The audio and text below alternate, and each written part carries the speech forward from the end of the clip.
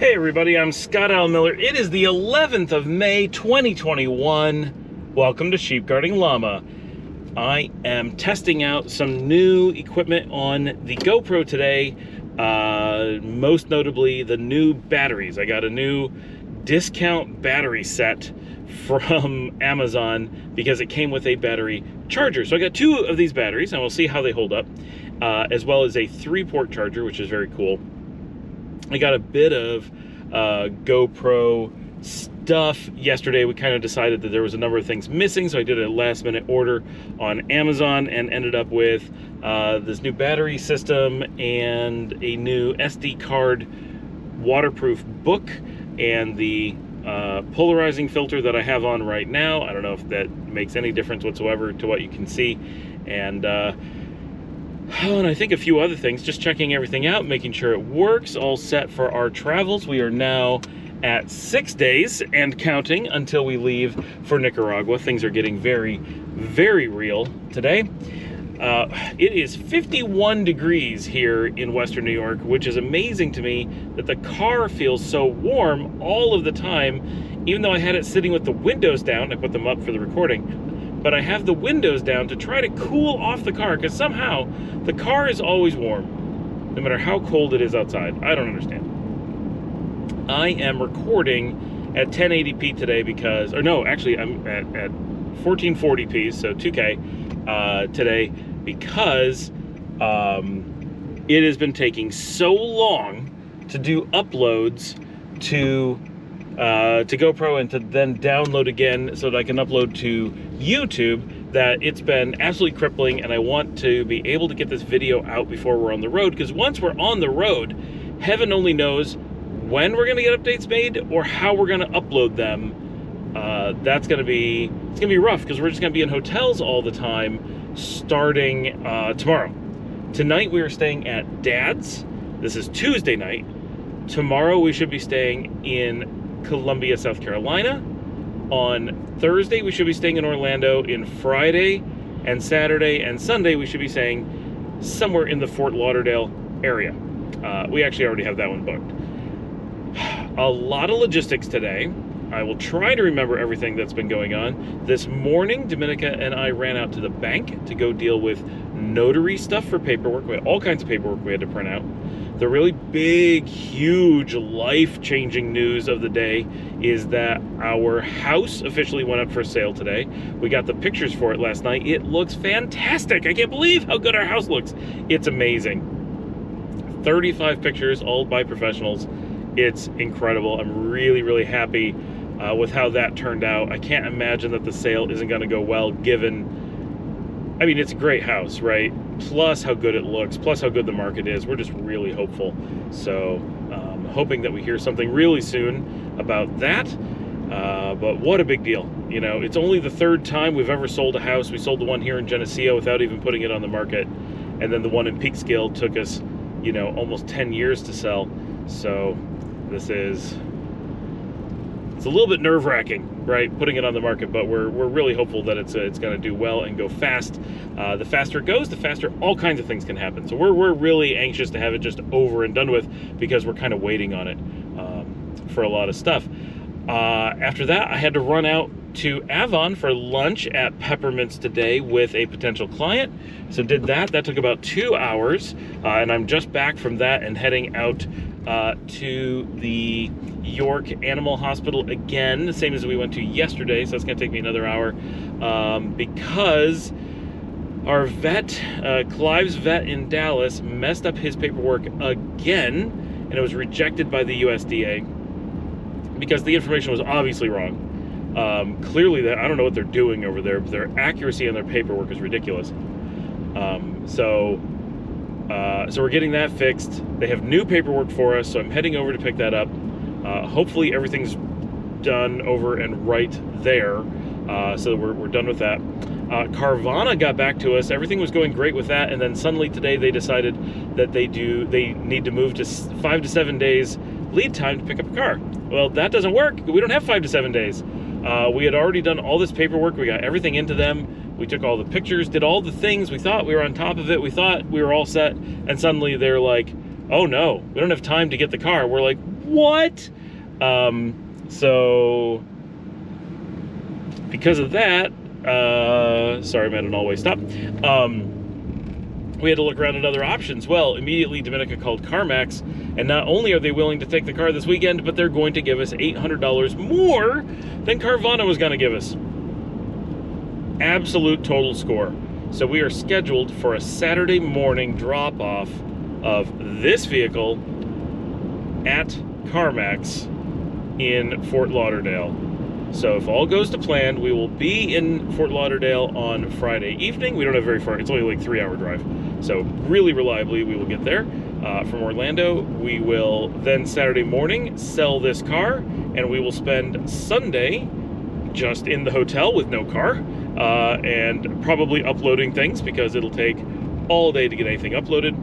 And then if all goes well, we are just sitting and relaxing and able to wait to go to the airport on Monday morning. We already have our shuttle scheduled for Monday morning, which makes us feel very good that that is taken care of. So 7 o'clock Monday morning, we are heading to the airport. That is 3 hours before our flight, which Dominica was acting like that was obnoxiously early, but that's actually, it's an international flight. I realize it's a private airport and an executive service and stuff, so you're not supposed to have to be there the same as regular flying with the masses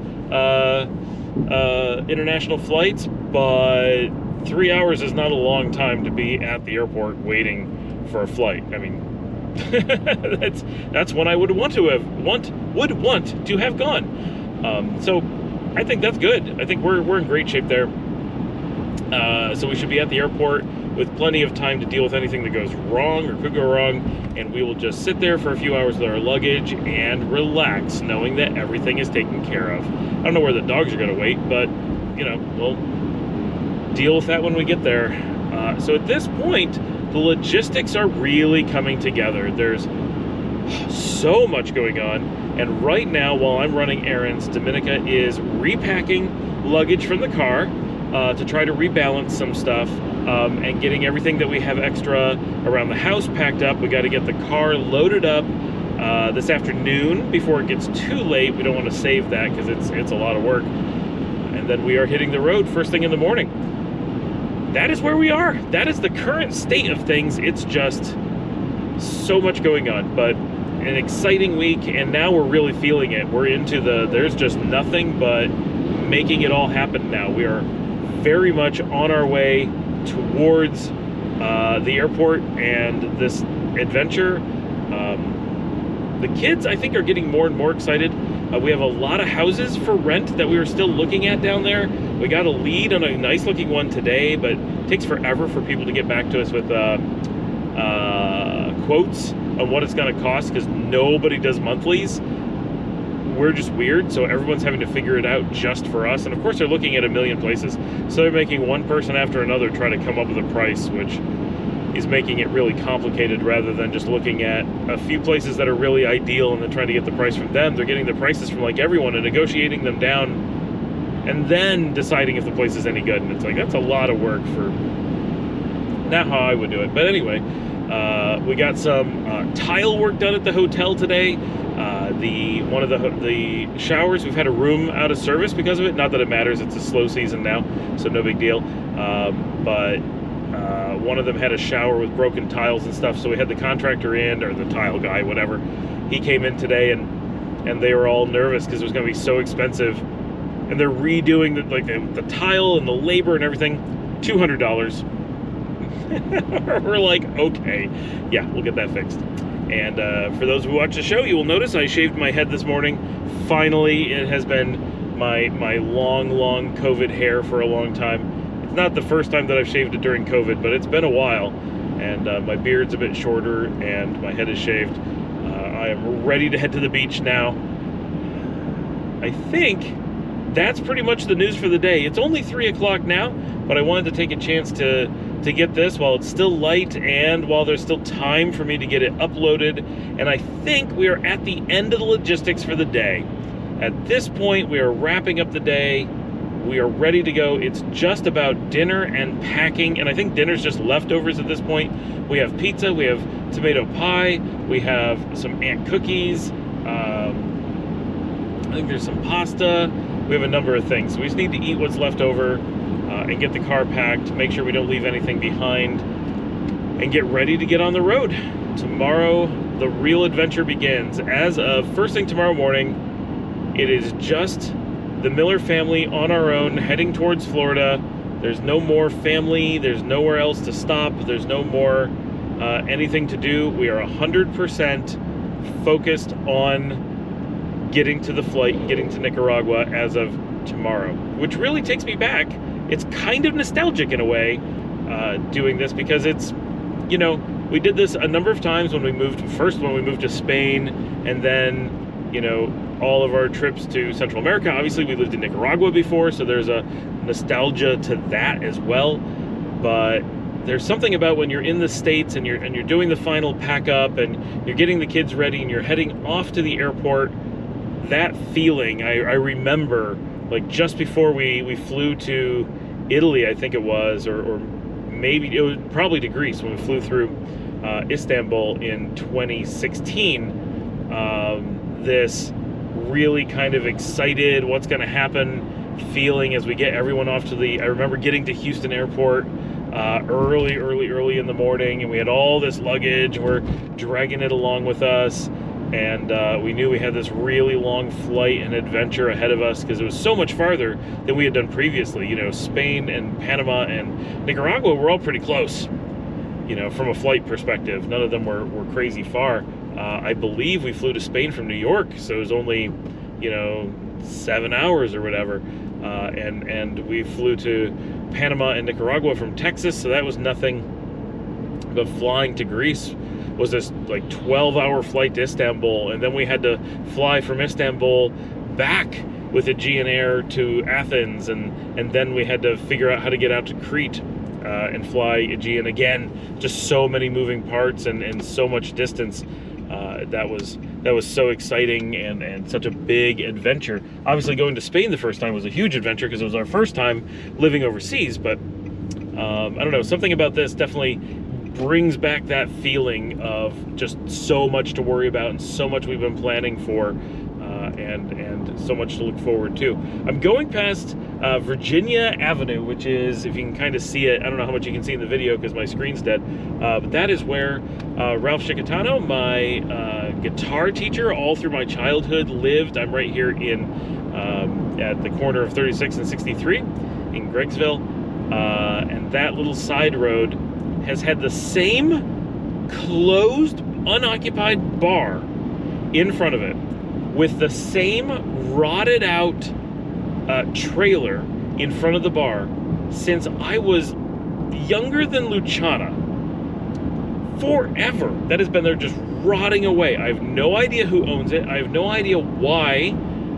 It's not prime real estate, but reasonably useful real estate has been left to decay for so long. I mean, it was old and decayed when I was young.